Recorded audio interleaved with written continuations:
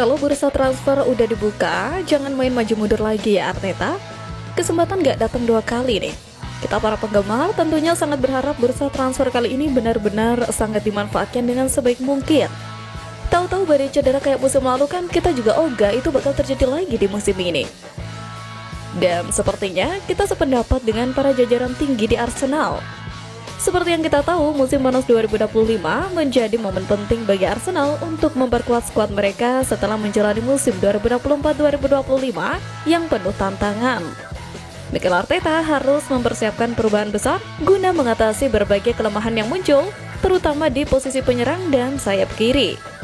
Dengan dukungan finansial yang sehat, The Gunners siap melakukan pergerakan agresif di bursa transfer untuk kembali menantang gelar juara.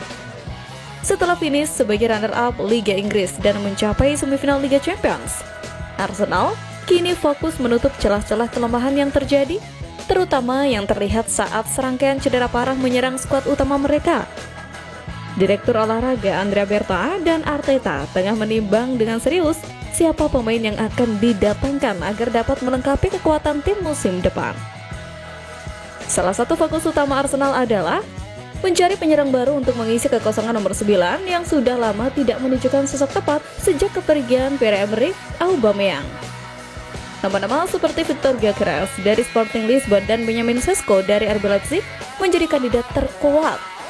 Meski Arteta mengagumi striker Newcastle United Alexander Isak, transfer tersebut dianggap sulit karena Newcastle diperkirakan tidak akan melepas pemain andalannya itu. Selain itu, Arsenal juga memasang target ambisius di posisi sayap kiri dengan incaran pemain-pemain kelas dunia seperti Rodrigo dari Real Madrid dan Rafael Leao dari AC Milan. Namun, harga kedua pemain tersebut diperkirakan akan sangat tinggi, melebihi 100 juta pound sterling, sehingga opsi yang lebih realistis seperti Nico Williams dari Athletic Bilbao dengan klausul rilis sekitar 48 juta pound sterling juga menjadi pertimbangan. Di lini tengah, Arsenal hampir menyelesaikan transfer Martin Zubimendi dari Real Sociedad dengan nilai sekitar 51 juta pound sterling. Kedatangan Zubimendi diharapkan mampu mengisi peran gelandang bertahan utama, khususnya jika Thomas Partey dan Jorginho memutuskan pergi dari klub. Dari segi anggaran, Arsenal dalam posisi keuangan yang sangat baik setelah pendapatan besar dari penampilan di semifinal Liga Champions. Klub dikabarkan memiliki dana sekitar 200 juta pound sterling untuk belanja musim panas ini. Angka ini bisa bertambah jika beberapa pemain seperti Jacob Kiwior, Alexander Zinchenko, Reiss Nelson, dan Albert Sambi-Lokonga dilepas. Prioritas utama Arsenal adalah mengatasi musim panas 2025 menjadi titik krusial bagi Arsenal dalam membangun kembali skuad juara yang kompetitif. Dengan dukungan dana melimpah dan target transfer yang terukur, The Gunners berpeluang besar untuk kembali menantang dominasi Liga Inggris dan mencatat prestasi gemilang di Liga Champions. Kini, tinggal bagaimana Arteta dan tim manajemen menjalankan rencana transfer mereka secara efektif agar mimpi tersebut terwujud. Pencarian kesepakatan pun mulai dilakukan Arsenal pekan ini.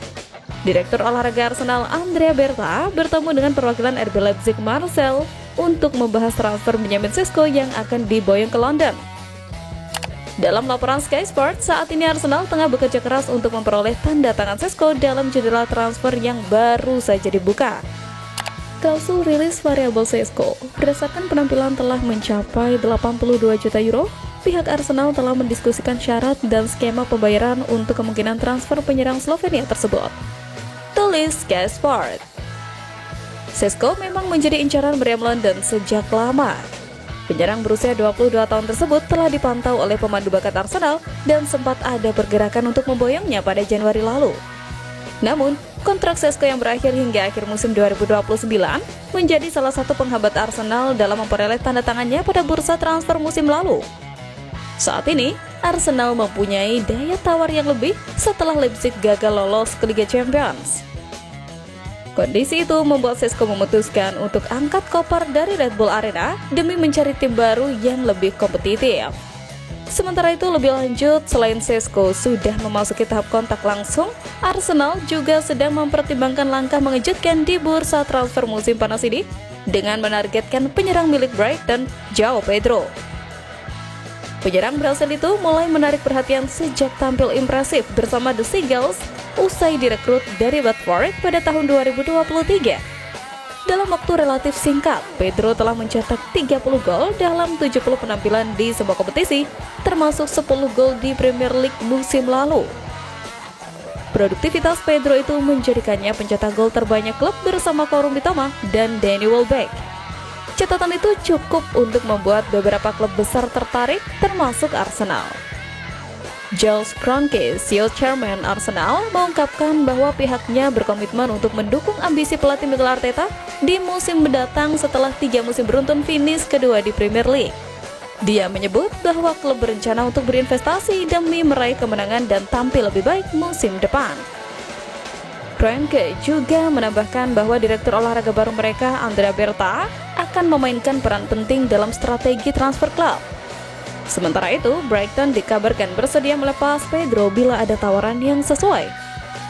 Berdasarkan laporan dari The Sun, klub tersebut memasang bandrol sekitar 1,54 triliun.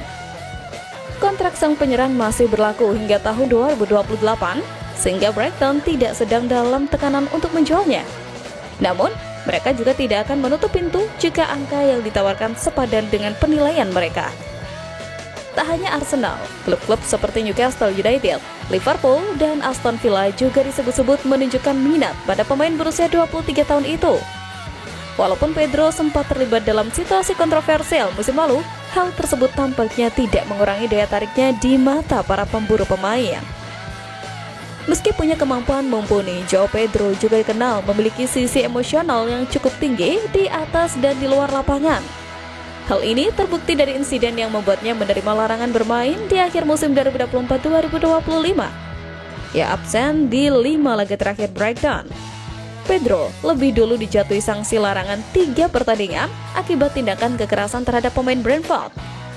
Tak lama berselang, ia kembali dihukum tak boleh bermain di 2 laga, sebab ia terlibat konflik di sesi latihan dengan rekan setimnya sendiri, Jan-Paul van Hekken. Melihat karakter bermain Joao Pedro, perdebatan muncul mengenai klub mana yang lebih ideal untuk menampungnya.